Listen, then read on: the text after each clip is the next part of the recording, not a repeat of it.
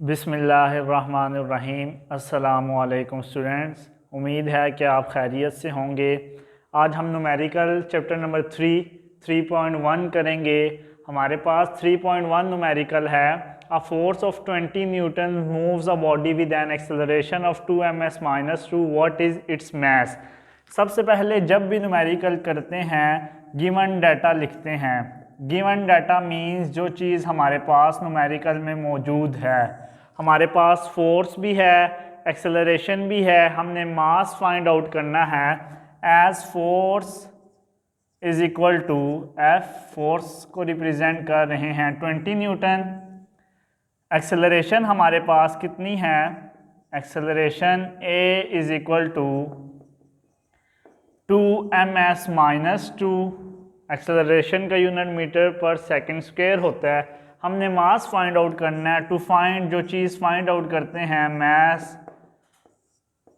Mess को M से represent कर रहे हैं क्वेश्चन मार्क। सॉल्यूशन,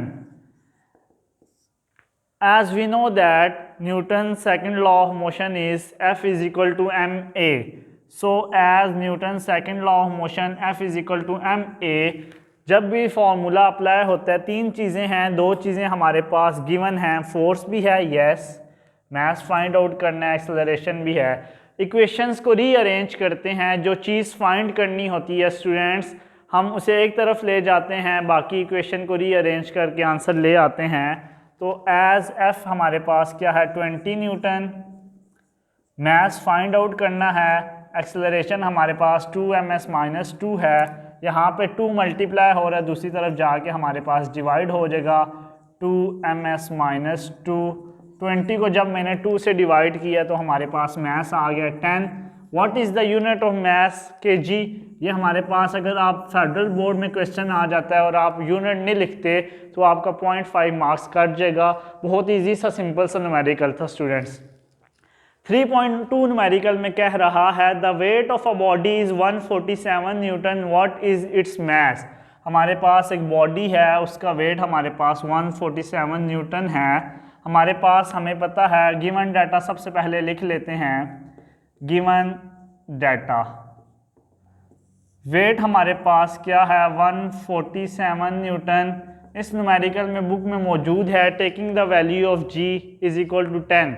हमें पता है कि ग्रेविटी g की वैल्यू, g बेसिकली क्या है, ग्रेविटेशनल एक्सेलरेशन है, ज़मीन हर चीज़ को अपनी तरफ खींचती है। At the surface of earth the value of g is 10 ms-2। Book में गिवन भी है, g की वैल्यू हमारे पास क्या है, g is equal to 10 ms-2। हमने क्या फाइंड आउट करना है, to find mass find out करते हैं। Solution, as we know that W is equal to weight, हमारे पास फॉर्मूला होता है mg। As W is equal to mg, हमारे पास मास फाइंड आउट करना है, g भी है, W भी है। W is equal to mass find out करना है, g मल्टीप्लाई हो रहा था, दूसरी तरफ जाके डिवाइड कर दिया। जस्ट वैल्यूज पुट अप करो। 147 W की वैल्यू है, g की वैल्यू 10 है, मास फाइंड आउट करना है। 147 को जब डिवाइड बाय 10 किया तो मेरे पास आंसर आया 14.7। What is the unit of mass, जैसे लास्ट न्यूमेरिकल में unit of mass is kg, as we know that mass हमारे पास आ गया। बहुत आसान सा न्यूमेरिकल था स्टूडेंट्स। 3.3 न्यूमेरिकल में हमें क्या बता रहा है, how much force is needed to prevent a body of mass 10 kg from falling. हमें मास 10 kg दिया हुआ है, कह रहे हैं कि कितनी फोर्स लगेगी एक बॉडी को प्रिवेंट करना है फ्रॉम फॉलिंग से, गिरने से। हमारे पास गिवन डाटा क्या है, जो चीज़ न्यूमेरिकल में मौजूद है, हमारे पास मास क्या है students, mass is equal to m is equal to 10 kg।